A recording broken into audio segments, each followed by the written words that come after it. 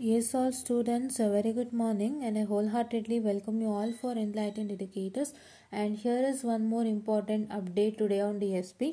So DSP ದು ಏನು ಅಂತ ಹೇಳಿದ್ರೆ ನಿಮಗೆ ಈಗ ನಾಳೆ ಎಕ್ಸಾಮ್ ಇರೋ ಅಂಥದ್ದು ಆ್ಯಂಡ್ ಹಲವಾರು ಜನಕ್ಕೆ ಇನ್ನೂ ಕೂಡ ಕನ್ಫ್ಯೂಷನ್ ಇತ್ತು.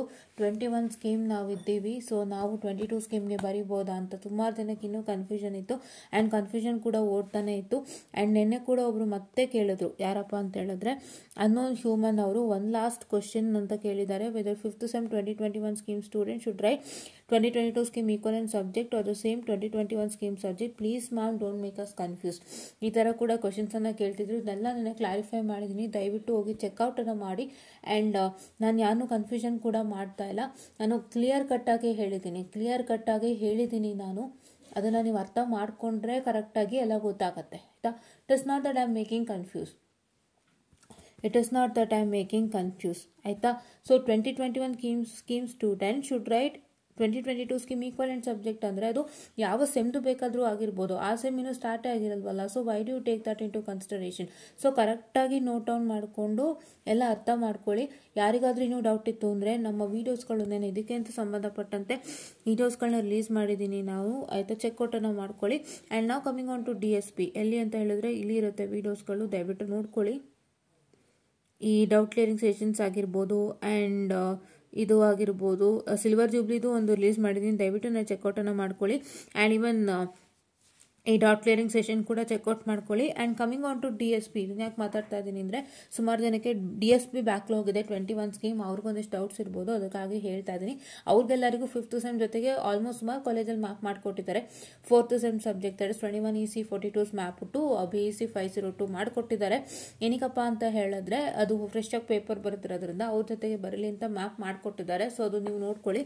ಆ್ಯಂಡ್ ನೆಕ್ಸ್ಟ್ ಥಿಂಗ್ ಬಂದು ಏನಪ್ಪ ಅಂತ ಹೇಳಿದ್ರೆ DSP Module 4 and 5 important questions ಒಂದನ್ನು ಡಿಸ್ಕಸ್ ಮಾಡಿದ್ದೆ. ಒಂದು ಡಿಸ್ಕಸ್ ಮಾಡಿದ್ದೀನಿ ನಾನು, ಆಯಿತಾ. ಈ ಒಂದು ವಿಡಿಯೋನ ಮಾಡಿದ್ದೀನಿ, ದಯವಿಟ್ಟು ಚೆಕ್ಔಟನ್ನು ಮಾಡ್ಕೊಳ್ಳಿ ಈ ಒಂದು ವಿಡಿಯೋನ. ಆ್ಯಂಡ್ ಮತ್ತೆ ತಿರ್ಗಾ DSP ಪ್ಲೇಲಿಸ್ಟ್ ಕೂಡ ಇಲ್ಲಿ ಇದೆ, ಇದನ್ನ ನೀಟಾಗಿ ಚೆಕ್ಔಟನ್ನು ಮಾಡ್ಕೊಳ್ಳಿ. Full Module 2 half and Module 3 complete ಆಗಿದೆ. ಆ್ಯಂಡ್ ಇವನ್ Module 1 ಕೂಡ ಮಾಡಿದ್ದೀವಿ, Module 1 Module 2 ಹಾಫು ಕೂಡ ಮಾಡಿದ್ದೀವಿ. ಸೊ ದಯವಿಟ್ಟು ಎಲ್ಲ ಚೆಕ್ಔಟ್ ಮಾಡಿ ವೀಡಿಯೋಸ್ನ, ಆಯಿತಾ. ಸೊ ನೀವು ಯಾರು ವೀಡಿಯೋಸ್ನ ಚೆಕ್ಔಟ್ ಮಾಡಿದಂತೆ ಹೇಗಾಗುತ್ತೆ ಅಲ್ವಾ. ಸೊ ಹಾಗಾಗಿ ದಯವಿಟ್ಟು ಇದನ್ನ ಚೆಕ್ಔಟ್ ಮಾಡಿ, please don't miss all this, ಆಯಿತಾ. ಇವತ್ತಿಗೂ ಚಾನ್ಸ್ ಇದೆ ನೋಡೋಕ್ಕೆ, ದಯವಿಟ್ಟು ನೋಡಿ, ಆಯಿತಾ. ಆಯಿತಾ. Yeah. And the next thing ನಾನು ಏನು ಹೇಳೋಕ್ಕೆ ಇಷ್ಟಪಡ್ತೀನಿಪ್ಪ ಅಂತ ಅಂದರೆ ಇವಾಗ ನಿಮಗೆ DSP ಎಕ್ಸಾಮ್ ಬರ್ತಿದೆ and you have 5 modules. First thing you have 5 modules. ನಿಮಗೆ ಇವಾಗ ಎಕ್ಸಾಮ್ ಬರೆಯೋ ರೀತಿ ನಾನು ಹೇಳಿಕೊಡ್ತೀನಿ, ಯಾಕೆಂದರೆ ಇದು ತುಂಬ ಪ್ರಾಬ್ಲಮ್ಯಾಟಿಕ್ ಸಬ್ಜೆಕ್ಟ್ ಇದು. ಫಸ್ಟು ನೀವು ಇದನ್ನು ತಲೆಗೆ ಹಾಕ್ಕೊಂಬಿಡಿ. First it is a problematic subject, ಆಯಿತಾ. ಸೊ ನೆಕ್ಸ್ಟ್ ಬಂದು ಏನಪ್ಪ ಅಂತ ಹೇಳಿದ್ರೆ ಪ್ರಾಬ್ಲಮ್ಯಾಟಿಕ್ ಸಬ್ಜೆಕ್ಟ್ಗೆ ನೀವು ಒಂದು ಸ್ಟ್ರಾಟಜಿಗಳನ್ನ ಫಾಲೋ ಮಾಡಬೇಕಾಗುತ್ತೆ. ಸೊ ಪ್ರಾಬ್ಲಮ್ಯಾಟಿಕ್ ಸಬ್ಜೆಕ್ಟಲ್ಲಿ ಆಗುವಂಥದ್ದು 2 ತೊಂದರೆಗಳು. ಒಂದು ಏನಾಗುತ್ತೆಪ್ಪ ಅಂತ ಹೇಳಿದ್ರೆ ನಿಮ್ಮ ಕ್ವಶನ್ ಪೇಪರ್ ಈಸಿ ಬರ್ಬೋದು, ನಿಮ್ಮ ಕ್ವಶನ್ ಪೇಪರ್ ಡಿಫಿಕಲ್ಟ್ ಬರ್ಬೋದು. ನಿಮ್ಮ ಕ್ವಶನ್ ಪೇಪರ್ ಈಸಿ ಬಂದಾಗ ಏನಾಗುತ್ತೆಪ್ಪ ಅಂತ ಹೇಳಿದ್ರೆ ಸೊ ನಿಮಗೆ ಯಾವ್ಯಾವ ಚೆನ್ನಾಗಿ ಗೊತ್ತಿರುತ್ತೆ ಅದನ್ನ ಬರೆಯೋಕ್ಕೆಲ್ಲ ಸ್ಟಾರ್ಟ್ ಮಾಡ್ತೀರಾ. ಈಸಿ ಇರುತ್ತಲ್ವ ಹೆಂಗೋ ಕ್ವಶನ್ ಪೇಪರು. ಸೊ ಹಾಗಾಗಿ ನೀವೇನು ಮಾಡ್ತೀರಾ, ನಿಮ್ಗೆ ಹೆಂಗೆ ಬರುತ್ತೋ ಹಂಗೆ ಸ್ಟಾರ್ಟ್ ಮಾಡ್ತೀರಾ. ಸೊ ಕಷ್ಟ ಪೇಪರ್ ಬಂದಾಗ ಸೊ ನೀವು ಅದರಲ್ಲಿ ಯಾವ ಮಾಡೆಲ್ ಚೆನ್ನಾಗಿದೆ ಅಂತ ಹುಡುಕೊಂಡು ಬರೆಯೋಕ್ಕೆ ಸ್ಟಾರ್ಟ್ ಮಾಡ್ತೀರಾ. ಆ ಕಷ್ಟದ್ದು ಕ್ವಶನ್ ಪೇಪರಲ್ಲಿ ಯಾವ ಮಾಡೆಲ್ ಚೆನ್ನಾಗಿದೆ ಅಂತ ಹುಡುಕೊಂಡು ನೀವು ಹೋಗ್ತೀರಾ ಅಲ್ವಾ. ಸೊ ಈ ಥರ ಎಲ್ಲ ಸ್ಟ್ರಾಟಜೀಸ್ಗಳಾಗುತ್ತೆ. ಸೊ ಅದಕ್ಕೆ ನಾನೇನು ಸಜೆಷನ್ ಮಾಡ್ತೀನಿ ಅಂತ ಹೇಳಿದ್ರೆ ನಿಮಗೆ ಮೇನ್ ಆಗಿ ಕ್ವಶನ್ ಪೇಪರ್ ಈಸಿ ಬಂದಾಗ ಹೌ ಟು ಹ್ಯಾಂಡಲ್ ಅಂತ ನಾನು ಹೇಳ್ಕೊಡ್ತೀನಿ. ಸೊ ಈಸಿ ಕ್ವಶನ್ ಪೇಪರ್ ಬಂದಾಗ ಏನು ಮಾಡಬೇಕು ಅಂದರೆ ನೀವು ಹೆಂಗೆಂಗೋ ಶುರು ಮಾಡೋದಲ್ಲ. First you have to impress the evaluator.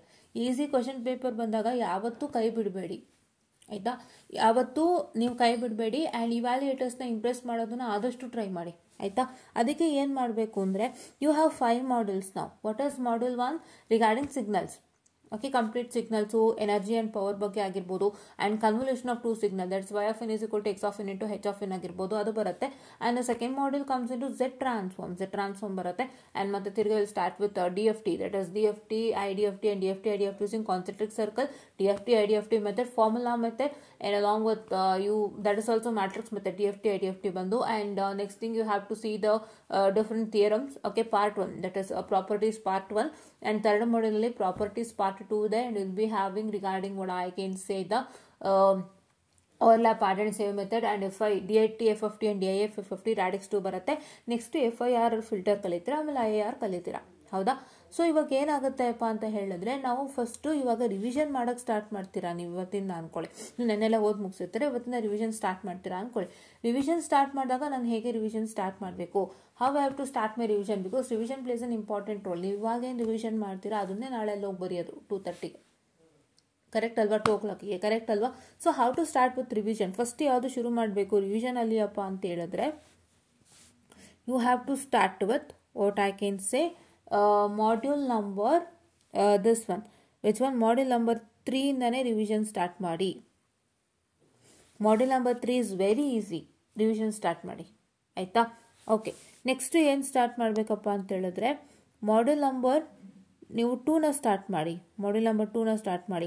ಅವ್ರು you can start with module 2 and 3, because module 2 and 3 are together. Because ಯಾಕೆ ಅಂತ ಹೇಳಿದ್ರೆ, ಮಾಡ್ಯೂಲ್ 2 ಹಾಫಲ್ಲಿ DSP ಕಾನ್ಸೆಪ್ಟ್ಸ್ ಬರುತ್ತೆ. ಫಸ್ಟ್ ನೀವು DFT IDFT ತಿಳ್ಕೊಳ್ಳೋದಂತೆ ಏನಾಗುತ್ತೆಪ್ಪ ಅಂತ ಹೇಳಿದ್ರೆ, you can go into module 3. So ಹಾಗಾಗಿ ಫಸ್ಟು ಮಾಡ್ಯೂಲ್ 2 ರಿವಿಷನ್ ಮಾಡಿಬಿಡಿ. Especially start with DSP part of revision. ಆಯಿತಾ? DSP part of revision start ಮಾಡಿ. ನಾನು ಏನಕ್ಕೆ ಹೇಳ್ತಾ ಇದ್ದೀನಿ ಅಂದರೆ, ಅಲ್ಲಿ ನಿಮಗೆ ಒಂದು Z ಟ್ರಾನ್ಸ್ಫಾರ್ಮ್ ಇದೆ ಮಾಡ್ಯೂಲ್ 2 ಅಲ್ಲಿ, ಇನ್ನೊಂದು DSP ಪಾರ್ಟ್ ಇದೆ, ಕರೆಕ್ಟ್ ಅಲ್ವಾ? DSP ಪಾರ್ಟ್ ಇದೆ, ಅದು ಎರಡಿದ್ದಾಗ, so I hope they might divide. ಅಂದರೆ ಈಗ ನಿಮ್ಮ module number 2 stands for 3 and 4. So ನಿಮ್ಮ ಥರ್ಡ್ ಕ್ವಶನ್ನಲ್ಲಿ he might provide you Z transform, and in the fourth question he might provide you DSP. ಈ ಥರ ಆಗುವಂಥ ಒಂದು ಚಾನ್ಸಸ್ ಇದೆ.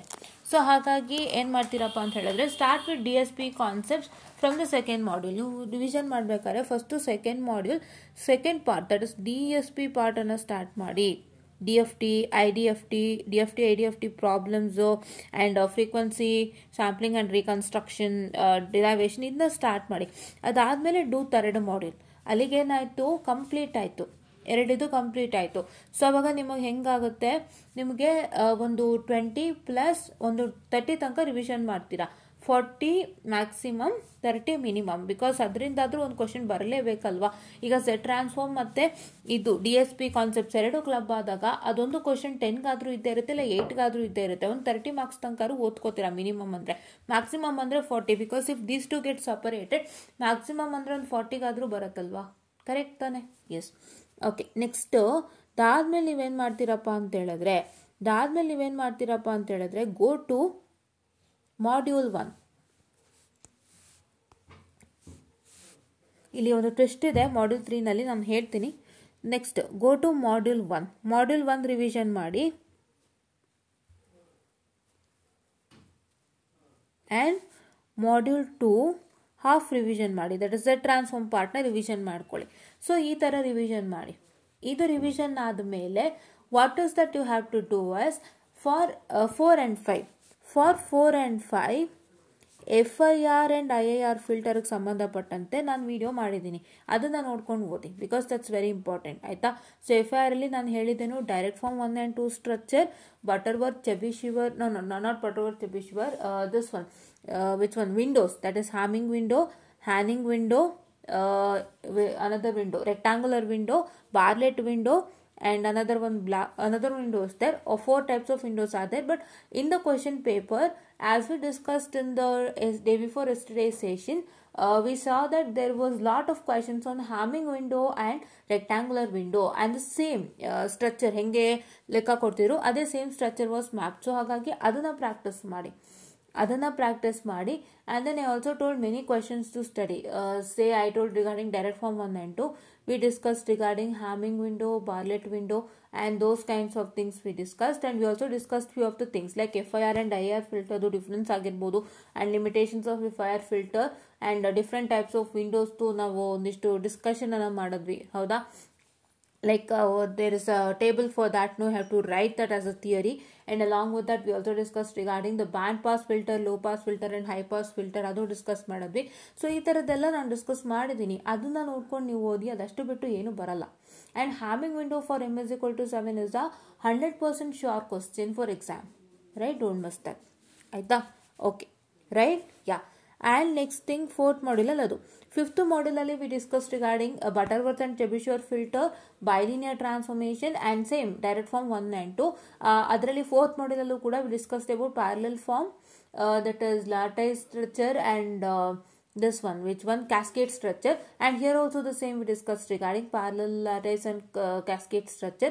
So ಅದನ್ನ ಕಲ್ತ್ಕೊಳ್ಳಿ, ಬಿಕಾಸ್ FIR ಅಲ್ಲಿ ಕಲ್ತ ಮೇಲೆ IIR ಇಟ್ ಇಸ್ ಆಪೋಸಿಟ್ ಅಂತ ಹೇಳಿದ್ದೀನಿ, ಅದನ್ನ ಕಲ್ತ್ಕೊಳ್ಳಿ. ಆ್ಯಂಡ್ ಬೈಲಿನಿಯರ್ ಟ್ರಾನ್ಸ್ಫಾರ್ಮೇಷನ್ ಆ್ಯಂಡ್ ಒಂದಿಷ್ಟು ಸಣ್ಣ ಪುಟ್ಟ ಥಿಯರಿನೂ ಕಲಿತ್ಕೊಳ್ಳಿ. Plus you can learn regarding Butterworth and Chebyshev filter you have to design right by using bilinear transformation. ಆ ಥರ ಕ್ವಶನ್ನ ಕಲ್ತ್ಕೊಳ್ಳಿ ಅಂತ ಹೇಳಿದ್ದೆ. ಕರೆಕ್ಟ್ ಅಲ್ವಾ? I have discussed everything in detail. Please check it out without fail. ಆಯಿತಾ? Okay. So ಅದನ್ನು ನೀವು ಕಲ್ತ್ಕೊಳ್ಳಿ. ಇದೆಲ್ಲ ಕಲ್ತ್ಕೊಂಡಾದ್ಮೇಲೆ ನಾನು ಬರಿಬೇಕಾದ್ರೆ ಹೇಗೆ ಬರಿಬೇಕು? ನಾವು the question arises how to write while writing. ಏನಕ್ಕೆ ಇದನ್ನು ಹೇಳ್ತಾ ಇದ್ದೀನಿ? ಮ್ಯಾಮ್ ಹೇಳಿದ್ದಾರೆ ಇಷ್ಟನ್ನು ಓದಿ ಅಂತ, ಮತ್ತು ಬರೆಯೋದ್ರಲ್ಲಿ ಏನು ಅಂತ ತುಂಬ ಜನ ಕೇಳ್ಬೋದು. ಸೊ ಅದಕ್ಕೆ ನಾನು ಉತ್ತರ ಕೊಡ್ತೀನಿ, ಕೇಳಿಸ್ಕೊಳ್ಳಿ. ಇಲ್ಲಿ ಮಾಡ್ಯೂಲ್ 2 and 3 ನಿಮಗೆ ಕಾಣಿಸ್ತಾ ಇದೆ. ಈಗ ಮಾಡ್ಯೂಲ್ 3ನಲ್ಲಿರೋಂಥ ಟ್ವಿಸ್ಟ್ ಏನು ಅಂದರೆ ರಾಡಿಕ್ಸ್ 2, DIT, DIF. Just a minute, I'm very sorry for the distraction, students. ಇದು ಆಲ್ ಹೇಳ್ತಾ ಇರೋದೆಲ್ಲ ಒಳ್ಳೇದಕ್ಕೇನೆ, ಬಿಕಾಸ್ ನೀವು ಅರ್ಥ ಮಾಡ್ಕೊಳ್ಳಿ. ಫಸ್ಟ್ ನೀವು ವ್ಯಾಲಿಡೇಟರ್ನ ಇಂಪ್ರೆಸ್ ಮಾಡಬೇಕಾದ್ರೆ ಮಾಡಬೇಕಾಗಿರೋಂಥ ಕೆಲಸ ತುಂಬ ಇದೆ. DIF,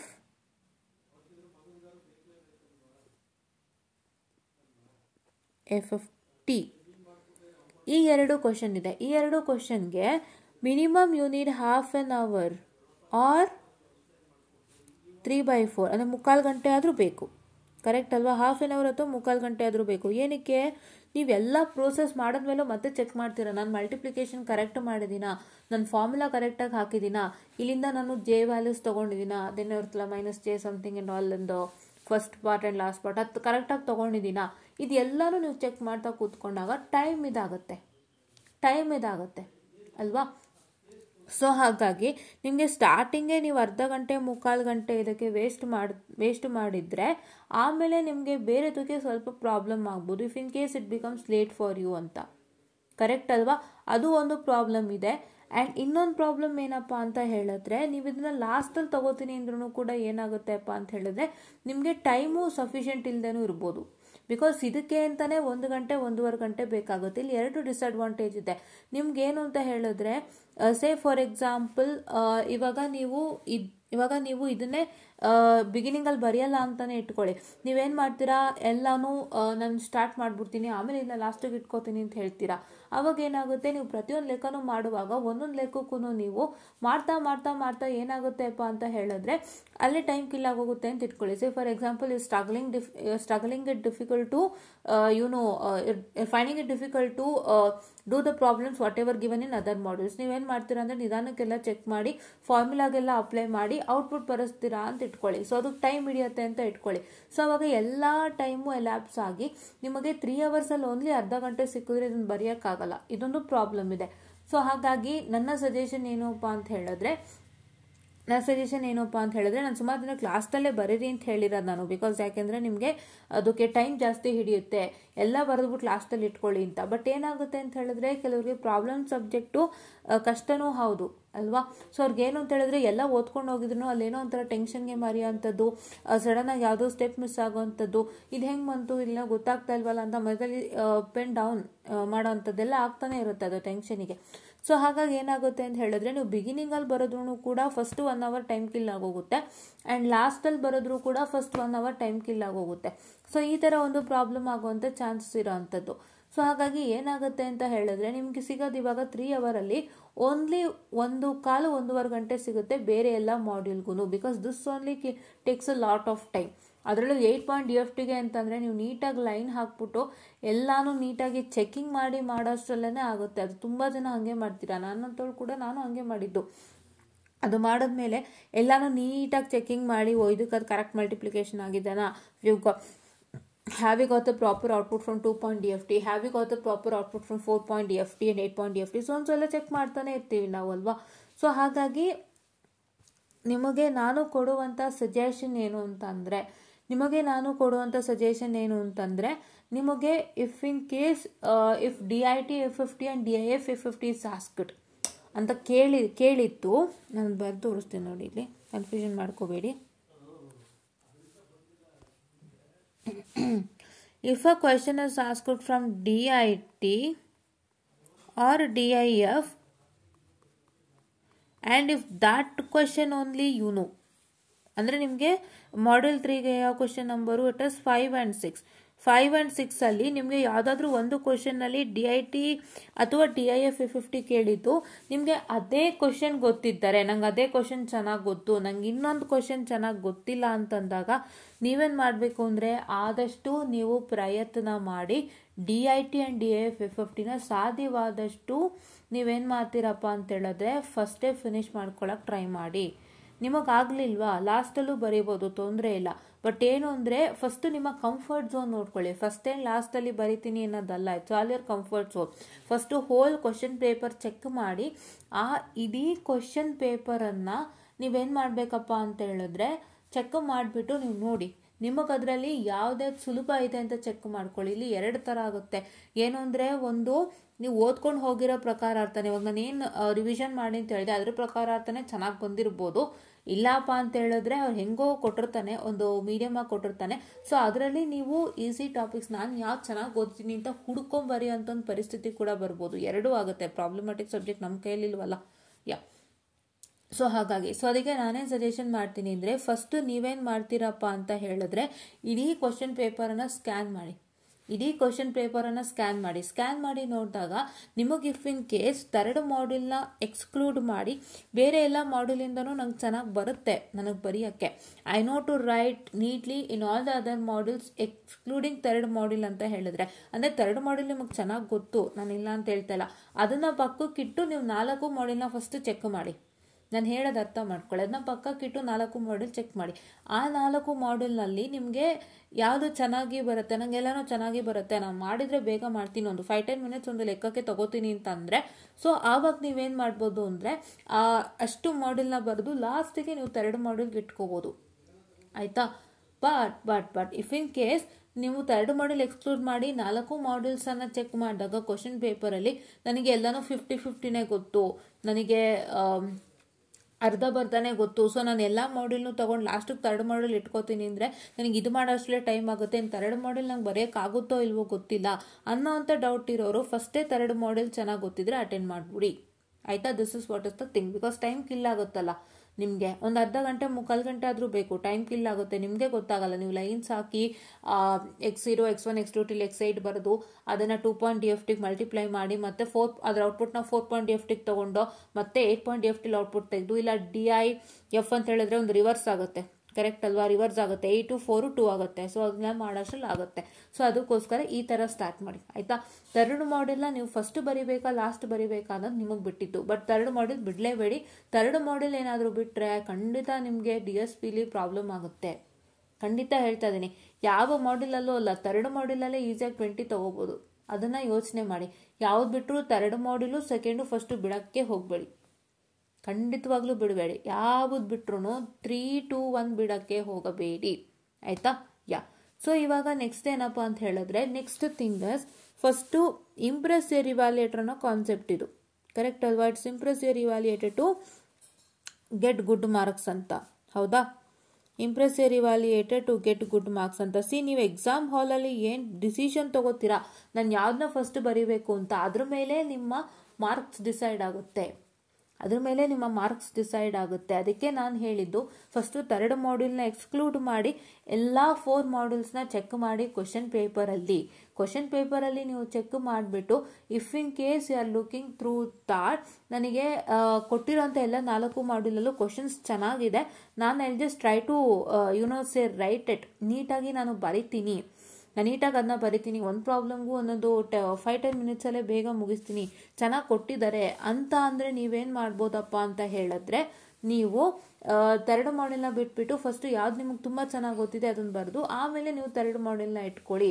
ಆವಾಗ ನೀವು have to give sufficient time for module 3 only. So ಹಾಗಾಗಿ ಹೇಳ್ತಾ ಇದ್ದೀನಿ. ಆಯಿತಾ? ಓಕೆ.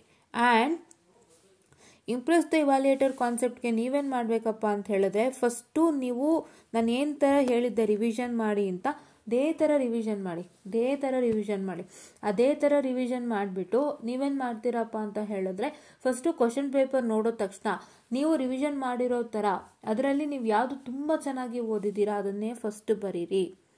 ಯಾವುದು ತುಂಬ ಚೆನ್ನಾಗಿ ಓದಿದ್ದೀರಾ ಅದನ್ನೇ ಫಸ್ಟ್ ಬರೀರಿ. ಬಟ್ ಇಲ್ಲಿ 3 ಮಾಡ್ಯೂಲ್ದು 4ನೇದಲ್ಲಿ ಇಟ್ಕೊಳ್ಳಿ ಹಾಗೇನೆ, ಡೋಂಟ್ ಫರ್ಗೆಟ್, ರೈಟ್? 3 ಮಾಡ್ಯೂಲ್ದು 4ನೇದಲ್ಲಿ ಇಟ್ಕೊಳ್ಳಿ, ಡೋಂಟ್ ಫರ್ಗೆಟ್. ಬಿಕಾಸ್ 3 ಮಾಡ್ಯೂಲಿಂದ ಸುಮಾರು ಟೈಮ್ ಕಿಲ್ ಆಗೋದ್ರಲ್ಲಿದೆ. ಸೊ ಹಾಗಾಗಿ ನೀವು ಯೋಚನೆ ಮಾಡಿಬಿಟ್ಟು ನೀವು ಕರೆಕ್ಟ್ ಡಿಸಿಷನ್ ತೊಗೊಂಡು ಫರ್ಮ್ ಡಿಸಿಷನ್ ತೊಗೊಂಡು ಬರೀರಿ. ಬಿಕಾಸ್ ನೀವು 3 ಮಾಡ್ಯೂಲ್ ಫಸ್ಟೇ ಸ್ಟಾರ್ಟ್ ಮಾಡಿದಾಗ you should have a knowledge of DIT and DIFFFT along with overlap, add and save method and along with the derivation. ಆಯಿತಾ? ಸೊ ಹಾಗಾಗಿ ನೀವು ಎಲ್ಲ ಥರನೂ ರೆಡಿ ಇರಬೇಕಾಗುತ್ತೆ. ಸೊ ಫಸ್ಟ್ ನಿಮ್ಗೆ ಯಾವ್ದು ಚೆನ್ನಾಗಿ ಬರುತ್ತೆ ಅದನ್ನು ಬರೀರಿ. If you are well known at 3 module ಅದನ್ನೇ ಫಸ್ಟ್ ಬರೀರಿ, ಪರವಾಗಿಲ್ಲ. ಬಟ್ ಏನು ಅಂದರೆ ನಿಮ್ಮ ಟೈಮ್ ಸೇವಿಂಗ್ಗೋಸ್ಕರ ನಾನು ಅದೊಂದು ಐಡಿಯಾನ ಕೊಟ್ಟಿದ್ದೀನಿ 3 ಮಾಡ್ಯೂಲ್ಗೆ ಏನೇನು ಮಾಡಬಹುದು ಅಂತ, ಆಯಿತಾ? ಸೊ ಹಾಗಾಗಿ ನಿಮಗೆ ಒಂದೇ ಸಜೆಷನ್ ಕೊಡೋದು ನಾನು, ನಿಮ್ಮ ಇವ್ಯಾಲ್ಯೂಯೇಟರ್ನ ಇಂಪ್ರೆಸ್ ಮಾಡಲಿಕ್ಕೆ ನೀವು ಏನೇನು ಸಾಧ್ಯನೋ ಅದನ್ನು ಇಲ್ಲಿ ಪ್ರಯತ್ನವನ್ನು ಮಾಡಿ, ಆಯಿತಾ? ಅದಕ್ಕೆ ಪ್ರಯತ್ನ ಮಾಡಬೇಕು ಅಂದರೆ ಫಸ್ಟು ನೀವು ಕ್ವಶನ್ ಪೇಪರ್ ನೋಡಿದಾಗ ನನಗೆ ಯಾವುದು ಚೆನ್ನಾಗಿ ಗೊತ್ತಿದೆ, ಯಾವುದು ಪರ್ಫೆಕ್ಟಾಗಿ ಗೊತ್ತು, ಆ್ಯಂಡ್ ನಾನು ಯಾವುದನ್ನ ಚೆನ್ನಾಗಿ ಬರೆದ್ರೆ ನನಗೆ ಕಂಪ್ಲೀಟು 20 ಮಾರ್ಕ್ಸ್ ಸಿಗುತ್ತೆ. ಆ್ಯಂಡ್ ಮುಂದೆ ಇವ್ಯಾಲ್ಯೂಯೇಟ್ರು this girl studious and good ಅಂತ ಮೂವ್ ಆಗ್ತಾರೆ ಅನ್ನೋ ಥರದ್ದು ನೀವು ಫಸ್ಟ್ ಸ್ಟಾರ್ಟ್ ಮಾಡಿ, ಆಯಿತಾ? ಆ್ಯಂಡ್ ಅದನ್ನ ಸ್ಟಾರ್ಟ್ ಮಾಡೋಕ್ಕೆ ಮುಂಚೆ keep in mind about your 3 module 2, ಆಯಿತಾ? ಅದನ್ನು ಜ್ಞಾಪಕದಲ್ಲಿ ಇಟ್ಕೊಂಡು ಕೂಡ ನೀವು ಇದನ್ನು ಮೂವಟ್ಟನ್ನು ಈ ಥರವನ್ನು ಮಾಡಬೇಕಾಗುತ್ತೆ, ಆಯಿತಾ? ಓಕೆನಾ? ಯಾ. ಸೊ ಇನ್ನೊಂದು ಕೆಲಸ ನೀವೇನು ಮಾಡ್ಬೋದಪ್ಪ ಅಂತ ಹೇಳಿದ್ರೆ, if you what I can say feel that 3 ಮಾಡ್ಯೂಲ್ಗೆ ನನಗೆ ಹೆಚ್ಚಿಗೆ ಟೈಮ್ ಸಿಗುತ್ತೆ, 3 ಮಾಡ್ಯೂಲ್ಗೆ ನಿಮ್ಗೆ ಅದರಲ್ಲೇ ಟೈಮ್ ಹೋಗುತ್ತೆ, ಬೇರೆದೆಲ್ಲ ಮಾಡಬೇಕಾದ್ರೆ ಸ್ವಲ್ಪ ಇದಾಗುತ್ತೆ ಅಂತ. So that's what time management ನೀವು ಮಾಡಬೇಕಾಗತ್ತೆ. ಸೊ ಹಾಗಾಗಿ ನೀವೇನು ಮಾಡ್ತೀರಾ ಅಂತ ಹೇಳಿದ್ರೆ I provide your suggestion. So what is that you have to do is practice 3 module. ಫಸ್ಟೇ 2nd and 3rd ಮಾಡ್ಯೂಲ್ ಚೆನ್ನಾಗಿ ಪ್ರಾಕ್ಟೀಸ್ ಮಾಡುತ್ತೀರಾ. ಸೊ 3rd ಮಾಡ್ಯೂಲ್ನ ಸ್ವಲ್ಪ ಹೆಚ್ಚಿಗೆ ಕಾನ್ಸಂಟ್ರೇಷನ್ ಕೊಟ್ಟು ಪ್ರಾಕ್ಟೀಸ್ ಮಾಡಿ ಮನೆಯಲ್ಲೇ ನೀವು DIT ಮತ್ತು DIFFFTನ ವಿತಿನ್ ಲೆಸ್ ಟೈಮ್ ಹೇಗೆ ಮಾಡೋದು ಅಂತ ಒಂದು ಪ್ರಾಕ್ಟೀಸ್ ಮಾಡ್ಕೊಳ್ಳಿ. Keep a timer, take a problem, do it within 15 minutes, timer ಹಾಕೊಂಡು ಮಾಡಿ. ಸೊ ದಟ್ ನಿಮಗೆ ಅದ್ರದ್ದು ಒಂದು ಟೈಮ್ ಅಡ್ಜಸ್ಟಿಂಗ್ ಆ್ಯಂಡ್ ಕೋಪಪ್ಸ್ ನಿಮಗೆ ಗೊತ್ತಾಗುತ್ತೆ, ಎಷ್ಟು ಟೈಮ್ ತೊಗೊಳ್ತಾ ಇದೆ ನಾನು ಟೈಮರ್ ಇಟ್ಟು ಅಂತ. Keep a timer for 15 minutes and try to do it in 15 minutes, ಆಯಿತಾ? ಮಾಡಿ ನೋಡಿ ನಿಮ್ಗೆ ಆಗುತ್ತಾ ಅಂತ. If in case timer off ಆಯಿತು ಅಂದರೆ ನಿಮಗೆ ಇನ್ನೂ ಎಷ್ಟು ಟೈಮ್ ಬೇಕಾಗ್ಬೋದು ಅಂತ ನಿಮಗೆ ಗೊತ್ತಾಗುತ್ತೆ ಪರ್ಸ್ನಲಿ ನೀವು ಮಾಡೋವಾಗ. ಸೊ ಆ ಥರ ಚೆಕ್ಔಟ್ ಮಾಡಿಕೊಂಡು ನೋಡಿಕೊಂಡು ಪ್ರಾಕ್ಟೀಸ್ ಮಾಡಿಟ್ಕೊಳ್ಳಿ, ಆಯಿತಾ? ಅದನ್ನು ವಿತಿನ್ ನೋ ಟೈಮ್ ಬರೆಯೋದಕ್ಕೆ ಪ್ರಾಕ್ಟೀಸ್ ಮಾಡಿಟ್ಕೊಳ್ಳಿ, ಆಯಿತಾ? ಆ ಥರ ನೀವು ಮನೇಲೆ ಪ್ರಾಕ್ಟೀಸ್ ಮಾಡಿ ಇಟ್ಕೊಂಡು ಬನ್ನಿ. And then what is that you are going to do is in the 3rd module ಬರೀ DIT and DIF ಮಾತ್ರ ಅಲ್ಲ, ಬೇರೆದು ಎಲ್ಲ ಇರುತ್ತೆ. ಸೊ ಬೇರೆದು ಎಲ್ಲ ಇದ್ದಾಗ ನೀವೇನು ಮಾಡಬೇಕಪ್ಪ ಅಂತ ಹೇಳಿದ್ರೆ ಫಸ್ಟ್ ಏನು ಮಾಡ್ತೀರಾ ಅಂತ ಹೇಳಿದ್ರೆ ಮಾಡ್ಯೂಲ್ ನಂಬರ್ 3 DIT ಮತ್ತು DIF ಬಿಟ್ಟು ಬೇರೆ ಏನು ಕ್ವಶನ್ ಇದೆ ಅದನ್ನ ಅಟೆಂಡ್ ಮಾಡಿ. ಆಮೇಲೆ ನೀವೇನು ಮಾಡ್ತೀರಾ DIT and I am sorry for the distraction guys, oh my god.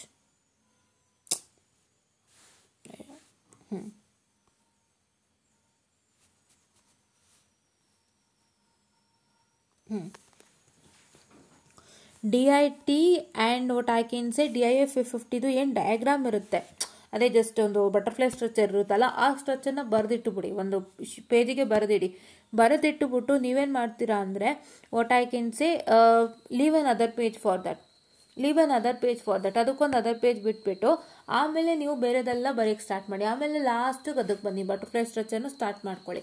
So that ಅವಾಗ ಏನಾಗುತ್ತೆ ಅಂದರೆ 3rd ಮಾಡ್ಯೂಲ್ ನಿಮಗೆ ಕಂಪ್ಲೀಟಾಗಿ ಬರೆಯೋದು ತಪ್ಪುತ್ತೆ ಲಾಸ್ಟಲ್ಲಿ, ಆ್ಯಂಡ್ ಅದೊಂದೇ ಉಳ್ಕೊಳ್ಳುತ್ತೆ. ಇನ್ನೊಂದು ಪೇಜಾಗಿ ಖಾಲಿ ಬಿಡಬೇಕು ಅಂದರೆ you to even provide the what I can say the explanation.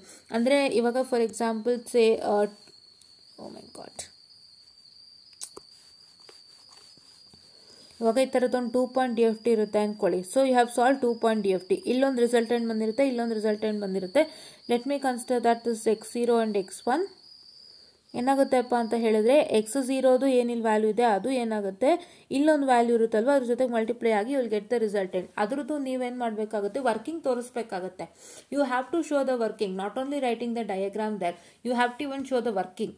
So ಹಾಗಾಗಿ ವರ್ಕಿಂಗಿಗೆ ಒಂದು ಪೇಜ್ ಖಾಲಿ ಬಿಡಬೇಕಾಗುತ್ತೆ, ಪ್ರತಿಯೊಂದ್ರದ್ದು ವರ್ಕಿಂಗ್ ನೀಟಾಗಿ ತೋರಿಸ್ಬೇಕಾಗುತ್ತೆ, ಆವಾಗಲೇ ನಿಮಗೆ ಮಾರ್ಕ್ಸ್ ಸಿಗೋ ಅಂಥದ್ದು, ಕರೆಕ್ಟಾ? ರೈಟ್? ಎಸ್. ಸೊ ಹಾಗಾಗಿ ವರ್ಕಿಂಗನ್ನು ತೋರಿಸ್ಬೇಕಾಗುತ್ತೆ, ಓಕೆವಾ? ವರ್ಕಿಂಗನ್ನು ತೋರಿಸ್ಬೇಕಾಗುತ್ತೆ. ಸೊ ಹಾಗಾಗಿ ಅದಕ್ಕೊಂದು ಪೇಜ್ ಬಿಟ್ಬಿಟ್ಟು ಮುಂದಕ್ಕೆ ಮಾಡ್ಕೊಂಡು ಹೋಗಿ, ಆಯಿತಾ. ಸೊ ಈ ಥರ ನಿಮಗೆ ಥರ್ಡ್ ಮಾಡ್ಯೂಲ್ ಎಲ್ಲಿ ಸಾಧ್ಯ ಆಗುತ್ತೆ, ನಾನು ಯಾವಾಗ ಬರೆಯೋಕ್ಕೆ ಸಾಧ್ಯ ಆಗುತ್ತೆ ಆವಾಗ ಬರೀರಿ. Either in the beginning or either at the end, writing everything it's according to your wish. Question paper ನೋಡಿದಾಗ ಅದು ನಿಮಗೆ ಗೊತ್ತಾಗಬೇಕು, ನನಗೆ ಫಸ್ಟೇ ಥರ್ಡ್ ಮಾಡ್ಯೂಲ್ ಬರೆಯೋಕ್ಕೆ ನಂಗೆ ಶಕ್ತಿ ಇದೆಯಾ, ಅಂದರೆ ನನಗೆ ಫಸ್ಟೇ ಥರ್ಡ್ ಮಾಡ್ಯೂಲ್ ಬರೋಕ್ಕಾಗುತ್ತಾ ನೋಡ್ಕೊಂಡು ಅದು ನಿಮ್ಮ ಪ್ರಕಾರ ಆಯ್ತು ನೀವು ಬರ್ರಿ. ನಾನು ಥರ್ಡ್ ಮಾಡ್ಯೂಲ್ ಬಗ್ಗೆ ಒಂದು ಎಚ್ಚರಿಕೆ ಕೊಟ್ಟಿದ್ದೀನಿ ಅಷ್ಟೇ. And don't get confused by that, ಆಯಿತಾ. ಸೊ ಅದೇ ಥರ ಕನ್ಫ್ಯೂಷನ್ ಆಗೋದು ಬೇಡ. ಆ್ಯಂಡ್ ಇವಾಗ ನೆಕ್ಸ್ಟ್ ಏನಪ್ಪ ಅಂತ ಹೇಳಿದ್ರೆ, ಇಂಪ್ರೆಸಿಂಗ್ ದ ವ್ಯಾಲೇಟರ್ ಪ್ರಕಾರ ಅರ್ಥ ನಿಮ್ಗೆ ಯಾವ್ದು ಚೆನ್ನಾಗಿ ಗೊತ್ತೋ ಅದನ್ನು ಬರೀರಿ. But keep in mind regarding the third module, first third module ನೋಡ್ಕೊಂಡು ಆಮೇಲೆ ನೀವು ಯಾವ್ದು ಬರಿಬೇಕು ಅನ್ನೋದನ್ನ ನೀವು ಡಿಸೈಡನ್ನು ಮಾಡ್ಕೊಳ್ಳಿ. ಓಕೆನಾ? ಡಿಸೈಡನ್ನು ಮಾಡ್ಕೊಳ್ಳಿ, ಆಯಿತಾ. ಬಟ್ ಏನು ಅಂತ ಹೇಳಿದ್ರೆ, ನೀವು ಯಾವುದೇ ಮಾಡ್ಯೂಲ್ ಫಸ್ಟ್ ಶುರು ಮಾಡಿದ್ರು, ನಿಮಗೆ ಗೊತ್ತಿರೋದು ನೀವು ಯಾವುದೇ ಮಾಡ್ಯೂಲ್ ಫಸ್ಟ್ ಶುರು ಮಾಡಿದ್ರು ಕೂಡ ನೀವು ಅದರಲ್ಲಿ ಪರ್ಫೆಕ್ಟ್ ಆಗಿರಬೇಕು, ಚೆನ್ನಾಗಿ ಬರೀಬೇಕು. ಅದರಲ್ಲೂ ನೀವು ಎಡವಟ್ಟು ಮಾಡಿದರೆ ಖಂಡಿತವಾಗಿ ನಿಮಗೆ ಮಾರ್ಕ್ಸ್ ಸಿಕ್ಕಲ್ಲ. ಆ್ಯಂಡ್ ಅದು ಇದಾಗುವಂಥ ಚಾನ್ಸಸ್ ತುಂಬ ಇದೆ. ಯಾಕೆಂದರೆ ಅವ್ರು first impression is the best impression. ಅವ್ರು ಫಸ್ಟೇ ಅವ್ರಿಗೆ ಮೂಡೌಟ್ ಆಗಾಯಿತು ಅಂದರೆ ನಿಮ್ಮದು ಮಿಕ್ಕಿದೆಲ್ಲ ಅವ್ರು ಹೆಂಗೆ ನೋಡ್ತಾರೆ, ಆಮೇಲೆ ಮತ್ತೆ ರಿವ್ಯಾಲ್ಯೂಷನ್ಗೆ ಹೋಗುತ್ತೆ, ಎಲ್ಲ ಪ್ರಾಬ್ಲಮ್ ಆಗುತ್ತೆ. ಅದಕ್ಕೋಸ್ಕರನೇ ನೀವೇನು ಮಾಡ್ತೀರಪ್ಪ ಅಂತ ಹೇಳಿದ್ರೆ, please to make sure that you just not get into that problem and ಚೆನ್ನಾಗಿ ಓದ್ಕೊಳ್ಳಿ, ಆಯಿತಾ. ಇವತ್ತು ನಾನು ಏನೇನು ಹೇಳಿದೆ, ಯಾವ್ಯಾವ ಮಾಡ್ಯೂಲ್ ಫಸ್ಟು ರಿವಿಷನ್ ಮಾಡಬೇಕು, ರಿವಿಷನ್ ಸ್ಟ್ರಕ್ಚರ್ ಹೆಂಗಿರಬೇಕು ಅಂತ ಹೇಳಿದೆ.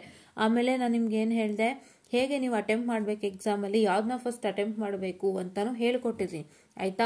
ಅದು ನಿಮಗೆ ಬಿಟ್ಟಿದ್ದು, ಯಾವ್ದನ್ನ ಫಸ್ಟ್ ಅಟೆಂಪ್ಟ್ ಮಾಡಬೇಕು ಅನ್ನೋ ನಿಮಗೆ ಬಿಟ್ಟಿದ್ದು. ಬಟ್ ಹಾಗೆ ಥರ್ಡ್ ಮಾಡಿದ್ದು ಸ್ವಲ್ಪ ನೋಡ್ಕೊಳ್ಳಿ. ಬಿಕಾಸ್ ನೀವೇನು ಮಾಡ್ತೀರಾ ಅಂದರೆ, ಎಕ್ಸಾಮ್ ಹಾಲಲ್ಲಿ ಕೂತಾಗಲೇ ಬೇರೆ ಆಗ್ಬಿಡುತ್ತೆ. ನನಗೂ ಇದೇ ಎಕ್ಸ್ಪೀರಿಯನ್ಸು. ನಾವು ಎಕ್ಸಾಮ್ ಹಾಲಲ್ಲಿ ಕೂತಾಗ ನಾವು ಹೀಗೆ ಶುರು ಮಾಡಬೇಕು ಅನ್ಕೋತೀವಿ, ಬಟ್ ಎಕ್ಸಾಮ್ ಹಾಲಲ್ಲಿ ಕೂತಾಗ ನಮ್ಗೆ ಆಗೋ ಕಥೆನೇ ಬೇರೆ. ನಾವು ಯಾವುದೋ ಶುರು ಮಾಡಿಬಿಡ್ತೀವಿ ನೋಡಿಬಿಟ್ಟು, ಆಮೇಲೆ ಲಾಸ್ಟಲ್ಲಿ ಅದನ್ನೇ ಬರೆಯೋಷ್ಟರಲ್ಲಿ ಟೈಮ್ ಆಗಿರುತ್ತೆ. ಮತ್ತು ತಿರ್ಗಾ ನಾವು ಒಂದು ಲಾಸ್ಟ್ ಮಾಡ್ಯೂಲ್ ತಗೊಳ್ಳುವಾಗ ಅದಕ್ಕೆ ಟೈಮ್ ಕಡಿಮೆ ಆಗಿಬಿಡುತ್ತೆ. ಅದಕ್ಕೋಸ್ಕರ ನೀವು ಎಕ್ಸಾಮ್ ಹಾಲಲ್ಲಿ ಕೂತು look at the question paper for 2 to 3 minutes, ನೀಟಾಗಿ ಸ್ಕ್ಯಾನ್ ಮಾಡಿ, ನೀಟಾಗಿ ಯೋಚನೆ ಮಾಡಿ, keeping third module into consideration, ನೀಟಾಗಿ ಯೋಚನೆ ಮಾಡಿ ನಾನು ಹೇಗೆ ಸ್ಟ್ರಕ್ಚರ್ಡ್ ಆಗಿ ಬರೀಬೇಕು, so that I can even finish third module. I am stressing third module because that is the one module very you can get simply 20 marks. ಸುಮ್ಮನೆ 20 marks ಕಣ್ಣು ಮುಚ್ಕೊಂಡು ಬರುತ್ತೆ ಅಂದರೆ ಥರ್ಡ್ ಮಾಡ್ಯೂಲಲ್ಲಿ ಮಾತ್ರ. ಅದಕ್ಕೋಸ್ಕರ ನಾನು ಹೇಳ್ತಾ ಇದ್ದೀನಿ, ಸುಮ್ಮನೆ 20 marks ಬರುತ್ತೆ ನಿಮಗೆ, ತುಂಬ ಈಸಿಯಾಗಿ 20 marks ಬರುತ್ತೆ ಅಂದರೆ ಅದು only in the third module ಮಾತ್ರ, ಬೇರೆ ಯಾವುದರಿಂದನೂ ಅಲ್ಲ. ಸೊ ಹಂಗಾಗಿ ನಾನು ಅದನ್ನು ತುಂಬ ಸ್ಟ್ರೆಸ್ ಕೊಡ್ತಾ ಇದ್ದೀನಿ. ಆ್ಯಂಡ್ ಅದನ್ನು ನೀವು ಯಾವಾಗ ಬರೀಬೇಕು, ಹೆಂಗೆ ಬರೀಬೇಕು ಅಂತ ಹೇಳ್ಕೊಡ್ತಾ ಇರೋದು ಅದಕ್ಕೆ. ನೀವು ಯಾವುದ್ರಲ್ಲಾದರೂ ಸಣ್ಣ ಪುಟ್ಟ ತಪ್ಪುಗಳು ಮಾಡಿರಿ, ನಿಮಗೆ ಅದೊಂದು ಮಾಡೋದ್ರಿಂದ 20 ಬಂತು ಅಂದರೆ ಮಿಕ್ಕಿದ್ರಲ್ಲೆಲ್ಲ ಒಂದು 2, 2, 4, 4, 6, 6 ಅಂತ ಕೊಟ್ಕೊಂಬಂದ್ರೂ ಖಂಡಿತ ಪಾಸಾಗಿ ಹೋಗ್ತೀರಾ. ಅದಕ್ಕೋಸ್ಕರ ಈ ಮಾಡ್ಯೂಲ್ನ ಹೆಚ್ಚು ಸ್ಟ್ರೆಸ್ ಕೊಟ್ಟು ಮಾತಾಡ್ತಾ ಇದ್ದೀನಿ ಇಲ್ಲಿ, ಓಕೆನಾ. ಸೊ ಹಂಗಾಗಿ ಅದನ್ನು ಜ್ಞಾಪಕದಲ್ಲಿ ಇಟ್ಕೊಂಡು ನೀವು ಸ್ಟಾರ್ಟ್ ಮಾಡಿ, ಆಯಿತಾ. ಆ್ಯಂಡ್ ಥರ್ಡ್ ಮಾಡ್ಯೂಲ್ ಬರೀಬೇಕಾದ್ರೆ ಹೇಗೆ ಬರೀಬೇಕು ಅಂತ ಹೇಳಿದ್ದೀನಲ್ವ, ಹಾಗೆ ಶುರು ಮಾಡಿಬಿಡಿ. ಏನಕ್ಕೆ ಅಂತಂದರೆ ನಿಮಗೆ ಅಟ್ಲೀಸ್ಟ್ ಅದ್ರದ್ದು ಒಂದು ಕ್ವಶನ್ ಆದರೂ ಅಟೆಂಡ್ ಮಾಡಿ. DIF ಆ್ಯಂಡ್ DITಗೆ ಬಟರ್ಫ್ಲೈ ಸ್ಟ್ರಕ್ಚರ್ ಬರ್ಕೊಂಡು ಬೇರೆ ಏನೂ ವರ್ಕ್ ಮಾಡಬೇಡಿ. ಆ್ಯಂಡ್ ಅದಕ್ಕೆ ಇನ್ನೊಂದು ಶೀಟ್ ಖಾಲಿ ಬಿಡಿ, because you need to one show the working. ಅಂದರೆ ನಾನು ಹೇಳಿದ್ನಲ್ವ, ಸೊ ಹೆಂಗೆ ಬಂತು ಔಟ್ಪುಟ್ 2.FT ಒಂದೊಂದು ತೋರಿಸ್ಬೇಕು ಅಂತ, ಅದಕ್ಕಂತ ಒಂದು ಶೀಟ್ ಬಿಟ್ಟು ನೀವು ಮಿಕ್ಕಿದೆಲ್ಲನೂ ಬರ್ಕೊಳ್ಳಿ. ಆಮೇಲೆ then come back to that and start calculating, ಆಯಿತಾ. ಸೊ ನಿಮ್ಮ ಟೈಮ್ ಮ್ಯಾನೇಜ್ಮೆಂಟ್ ನಿಮಗೆ ತುಂಬ ಇಂಪಾರ್ಟೆಂಟ್ ಆಗುತ್ತೆ. ಆ್ಯಂಡ್ ನೀವು ಯಾವ ಮಾಡ್ಯೂಲ್ನ ಫಸ್ಟು ತಗೊಳ್ತೀರಾ ಅದು ನಿಮಗೆ ಮ್ಯಾಟರ್ ಆಗುತ್ತೆ. ಆ್ಯಂಡ್ ತುಂಬ ಜನ ಅನ್ಕೊತೀರಾ ಈ ರಿವಿಷನ್ ಮಾಡಿರೋ ಆರ್ಡ್ರಲ್ಲೇ ನಾವು ಎಕ್ಸಾಮಲ್ಲಿ ಬರೀಬೇಕಾ ಅಂತ. That's also right. ಬಟ್ ಏನಾಗುತ್ತೆ ಅಂದರೆ ಕ್ವಶನ್ ಪೇಪರ್ ನಿಮ್ಗೆ ಹೆಂಗೆ ಬರುತ್ತೋ ಗೊತ್ತಿಲ್ಲ. ಸೊ ನಿಮ್ಮ ಕ್ವಶನ್ ಪೇಪರ್ ಯಾವ ರೀತಿ ಬರುತ್ತೆ ಅದ್ರ ರೀತಿ ನೀವು ಅಲ್ಲಿ ಆ್ಯಕ್ಟ್ ಮಾಡ್ಬಿಡ್ತೀರಾ. ಇಲ್ಲೇನೋ ಅನ್ಕೋತೀರಾ ನಾನು ಹಿಂಗೆ ಓದಿದ್ದೀನಿ, ನಾನು ಹಿಂಗೆ ಬರೆದ್ಬಿಡ್ತೀನಿ ಅಂತ. ಅಲ್ಲ, ಅಲ್ಲಿ ಬೇರೆನೇ ಆಗ್ಬಿಟ್ಟಿರುತ್ತೆ. ಸೊ ಅವಾಗ ನೀವೇನು ಮಾಡ್ತೀರಾ, ಮತ್ತಲ್ಲಿ ನೀವು ಡಿಸೈನ್ ಮಾಡ್ಕೋತೀರಾ. ನೀವು ಸೆಕೆಂಡ್ ಒನ್ ಸ್ಟಾರ್ಟ್ ಮಾಡಬೇಕು ಫಸ್ಟ್ ಅಂದ್ಕೊಂಡವರು ಫಸ್ಟ್ ಒನ್ ಶುರು ಮಾಡ್ಬಿಡ್ತೀರಾ, ಬಿಕಾಸ್ ಅದು ಚೆನ್ನಾಗಿದೆ ಅಂತ ಅಂದ್ಬಿಟ್ಟು. ಹಂಗೆ ಏನು ಬೇಕಾದರೂ ಆಗ್ಬೋದು. ಸೊ ಹಾಗಾಗಿ ಚೆನ್ನಾಗಿ ಓದ್ಕೊಳ್ಳಿ. ರಿವಿಷನ್ ನಾನು ಏನು ಆರ್ಡರ್ ಹೇಳಿದ್ದೀನಿ ಹಾಗೆ ಮಾಡ್ಕೊಳ್ಳಿ. ಆ್ಯಂಡ್ ನೀವೇನು ಮಾಡ್ತೀರಪ್ಪ ಅಂತ ಹೇಳಿದ್ರೆ, you need to make sure that you are going to write it in a proper way. And don't forget to write the formulas and SI units and steps properly. So ನೀವೊಂದು formula, ಒಂದು SI unit, ಒಂದು ಸ್ಟೆಪ್ಸನ್ನು proper ಆಗಿ ಬರೆದ್ರೆ ನಿಮಗೆ ತುಂಬ ಅಂದರೆ ತುಂಬ help ಆಗುತ್ತೆ. ಏನಾಗುತ್ತೆ, ತುಂಬ ಅಂದರೆ ತುಂಬ ಹೆಲ್ಪ್ ಆಗುತ್ತೆ, ಆಯಿತಾ. ಓಕೆನಾ. ಸೊ ತುಂಬ ಚೆನ್ನಾಗಿ ಯೂಸ್ ಮಾಡ್ಕೊಳ್ಳಿ. ನಾನು ಒಂದೇ ಹೇಳೋದು ನಿಮಗೆ ಏನು ಅಂತಂದರೆ, ಫಾರ್ಮುಲಾಸ್, SI ಯೂನಿಟ್ಸು ಮತ್ತು ಸ್ಟೆಪ್ಸ್ಗಳು ಪ್ರತಿಯೊಂದೂ ನೀಟಾಗಿ ಬರೀರಿ. And don't get confused and don't get stressed. ಇನ್ನೂ ಟೈಮ್ ಇದೆ, ನಿಧಾನಕ್ಕೆ ಕಾಮಾಗಿ ಓದಿ. ಯಾವುದೇ ಥರ ಸ್ಟ್ರೆಸ್ ಮಾಡ್ಕೊಳ್ಳೋಕೆ ಹೋಗಬೇಡಿ. ಬಿಕಾಸ್ ನಮ್ಮ ಪೀರಿಯಡಲ್ಲಿ DSPಗೆ ಇದ್ದಿದ್ದು just a single day, just a single day. ನಿನ್ನೆ ಸಾಯಂಕಾಲದಿಂದ ನಾಳೆ ಮಧ್ಯಾಹ್ನದವರೆಗಿದ್ದಷ್ಟೇ. ನನಗೂ ಜ್ಞಾಪಕನೇ ಇದೆ. We also had it on Monday. So ನಮಗಿದ್ದು Saturday we wrote management and Saturday evening ನಾವು ಬಂದವರು. ನಾವು ಭಾನುವಾರ ಬೆಳಗ್ಗೆಯಿಂದ ಸ್ಟಾರ್ಟ್ ಮಾಡಿದ್ದು ಟಿಲ್ ಈವ್ನಿಂಗ್ ನಮಗೆ ಟಿಲ್ ನೈಟ್ ಟೈಮ್ ಇತ್ತು. ಆ್ಯಂಡ್ ಮತ್ತೆ ಮಧ್ಯಾಹ್ನ 2:30 ತನಕ ಮಾತ್ರ ಟೈಮ್ ಇದ್ದಿತ್ತು. ಸೊ ನಮಗೆ ಇನ್ನೂ ಟೈಮೇ ಇರಲಿಲ್ಲ, ತುಂಬ ಕಡಿಮೆ ಟೈಮ್ ಇತ್ತು. ಸೊ ಹಾಗಾಗಿ ನಿಮ್ಗೆ ಅಟ್ಲೀಸ್ಟ್ ಇಷ್ಟು ಟೈಮ್ ಸಿಕ್ಕಿದೆ. ಎಷ್ಟು ಟೈಮಲ್ಲಿ ನೀವು ರಿವಿಷನ್ ಮಾಡಿದ್ದೀರಾ ಅನ್ಕೋತೀನಿ. ಸೊ ಹಾಗಾಗಿ ನೀವು ಇವಾಗ ಏನು ಮಾಡಬೇಕಪ್ಪ ಅಂತ ಹೇಳಿದ್ರೆ ಇವಾಗಿಂದ ರಿವಿಷನ್ ಸ್ಟಾರ್ಟ್ ಮಾಡಿ. Don't forget to do revise and don't forget to keep a timer and write the DIT and DIF and save your time, ಆಯಿತಾ. So this is what is all for today ಅಂತ ಹೇಳ್ತಾ, so ನೀವು SI unit ಆಗಲಿ, ಒಂದು ಸ್ಟೆಪ್ಸನ್ನು ಆಗಲಿ, and ಒಂದೇನಪ್ಪ ಅಂತ ಹೇಳ್ತಾರೆ, ಇದು ಯಾವುದೋ ಒಂದು ಗಿವನನ್ನು ಆಗಲಿ, ಒಂದು ಫಾರ್ಮುಲಾನನ್ನು ಆಗಲಿ, ಪ್ರತಿಯೊಂದನ್ನು ನೀಟಾಗಿ ಬರೀರಿ and try to impress your evaluator by writing the well known ones in the beginning ನೀವು ಬರೀರಿ. ಆ್ಯಂಡ್ ನೀವು ಹೇಗೆ ಬರಿಬೇಕು ಆನ್ಸರ್ಸ್ನ ಅಂತ ಹೇಳಿದ್ರೆ, ನೀವು ಯಾವ ಮಾಡೆಲ್ ಸ್ಟಾರ್ಟ್ ಮಾಡ್ತೀರ ಅದು ನಿಮಗೆ ಬಿಟ್ಟಿದ್ದು. But keep in consideration with the third model and start writing. ನೀವೇನಾದ್ರು ಥರ್ಡ್ ಮಾಡೆಲ್ಗೆ ಎಡವಟ್ಟು ಮಾಡಿಕೊಂಡ್ರೆ, ಥರ್ಡ್ ಮಾಡೆಲ್ಗೆ ನನಗೆ ಟೈಮ್ ಇಲ್ಲ ಅಂತ ಎಡವಟ್ಟು ಏನಾದರೂ ಮಾಡಿಕೊಂಡ್ರೆ, ಆವಾಗ ಏನಾಗುತ್ತೆಪ್ಪ ಅಂತ ಹೇಳಿದ್ರೆ ನಿಮಗೆ ಸುಮ್ಮನೆ 20 ಮಾರ್ಕ್ಸ್ ಹೊಟ್ಟೋಗುತ್ತೆ. ದಯವಿಟ್ಟು ಥರ್ಡ್ ಮಾಡೆಲ್ನ ಮನಸ್ಸಿನಲ್ಲಿ ಇಟ್ಕೊಳ್ಳಿ, ಆಯಿತಾ. ಸೊ ಇಫ್ ಇನ್ ಕೇಸ್ ನಿಮಗೆ ಇವಾಗ ಮಾಡೆಲ್ ಕ್ವಶನ್ ಪೇಪರಲ್ಲಿ open the model question paper, ಅದರಲ್ಲಿ ಏನಾಗಿದೆ ಅಂದರೆ DIT ಮತ್ತು DIF ಒಂದೇ ಕಡೆ ಬಂದಿತ್ತು ಮಾಡೆಲ್ ಕ್ವಶನ್ ಪೇಪರಲ್ಲಿ. ಅಂದರೆ ಒಂದು 5th ಕ್ವಶನ್ಲೇನೋ ಬಂದಿತ್ತು, ಅದಾದಮೇಲೆ 6th ಕ್ವಶನ್ಗೇನೋ ಮಾಡೆಲ್ ಕ್ವಶನ್ ಪೇಪರಲ್ಲಿ DIT F50 DIF ಬಗ್ಗೆ ಬಂದಿರಲಿಲ್ಲ. ಸೊ ನಾನು ನೋಡ್ದಂತೆ. ಸೊ ಒಂದ್ಸತಿ ನೋಡ್ಬಿಟ್ಟು ತಡ್ರಿ ಮಾಡೆಲ್ ಕ್ವಶನ್ ಪೇಪರ್ನ, so that I can get to know. Wait ಮಾಡಿ, ಆಯಿತಾ.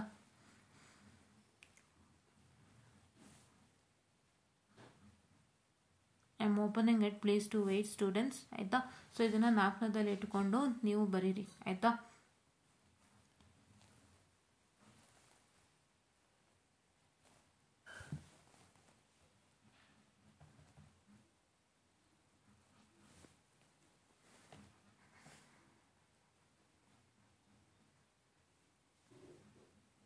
ಓಕೆ,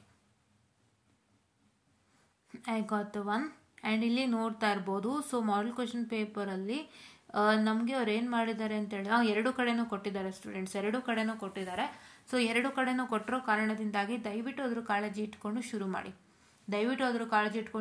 ಬಟ್ ಒಂದು ಏನು ನೀವು ಜ್ಞಾಪನ ಇಟ್ಕೋಬೇಕು ಅಂತ ಹೇಳಿದ್ರೆ, ನೀವು ಅದನ್ನ ಯಾವಾಗಲಾದರೂ ಬರೀರಿ. ಫಸ್ಟು ನೀವು ಬೇರೆ ಎಲ್ಲ ಮಾಡೆಲ್ ನಾನು ಪರ್ಫೆಕ್ಟ್ ಇದೆಯಾ, ಬೇರೆ ಎಲ್ಲ ಮಾಡೆಲ್ ನಾನು ಬೇಗ ಮುಗಿಸ್ಬೋದಾ ಅನ್ನೋ ಲಾಸ್ಟಲ್ಲಿ ಬರೆಯೋಕ್ಕೆ ಅನ್ನೋವಂಥದ್ದನ್ನ ನೀವು ಯೋಚನೆ ಮಾಡಿಬಿಟ್ಟು ಬರೀಬೇಕಾಗತ್ತೆ. ನಿಮಗೆ ಬೇರೆ ಎಲ್ಲ ಮಾಡೆಲು 50-50 ಗೊತ್ತಿದ್ದು, ನೀವು ಅದು 50-50ಗೆ ಕಷ್ಟಪಟ್ಕೊಂಡು 4:15 ತನಕ ಮಾಡಿಬಿಟ್ರೆ ಈ ಮಾಡೆಲ್ ಹೊಟ್ಟೋಗುತ್ತೆ ಆ್ಯಂಡ್ ಈ ಮಾಡೆಲ್ ಕಂಪ್ಲೀಟ್ಲಿ 0 ಆಗಿಬಿಡುತ್ತೆ. ಆ್ಯಂಡ್ ನಿಮಗೆ ಖಂಡಿತ ಪ್ರಾಬ್ಲಮ್ ಆಗುತ್ತೆ. ದಯವಿಟ್ಟು ಇದೊಂದು ಮಾಡೆಲ್ನ ಉಳಿಸ್ಕೊಳ್ಳಿ. ನಿಮ್ಗೆ ಇದೊಂದು ಮಾಡೆಲಿಂದ 20 ಆ್ಯಂಡ್ ನಿಮಗೆ ಸೆಕೆಂಡ್ ಮಾಡೆಲಿಂದ 20 ಕಣ್ಣು ಮುಚ್ಕೊಂಡು ಸಿಗುತ್ತೆ. ದಯವಿಟ್ಟು ಹಾಳು ಮಾಡ್ಕೋಬೇಡಿ, ಆಯಿತಾ. So this is what is all for today ಅಂತ ಹೇಳ್ತಾ, ಸೊ ನೀವು ಹೇಳಿರೋದನ್ನ ಕರೆಕ್ಟಾಗಿ ಅರ್ಥ ಮಾಡ್ಕೊಳ್ಳಿ. ಯಾರು ಕನ್ಫ್ಯೂಸ್ ಆಗಬೇಡಿ, ಕರೆಕ್ಟಾಗಿ ಅರ್ಥ ಮಾಡ್ಕೊಳ್ಳಿ. ಇಫ್ ಇನ್ ಕೇಸ್ ಏನಾದರೂ ಗೊತ್ತಾಗಲಿಲ್ಲ ಅಂದರೆ ದಯವಿಟ್ಟು ಕೇಳಿ, ನಾನು ಮತ್ತೆ ಹೇಳ್ಕೊಡ್ತೀನಿ ಅಂತ ಹೇಳ್ತಾ, I will just wind up the session all students, and thank you.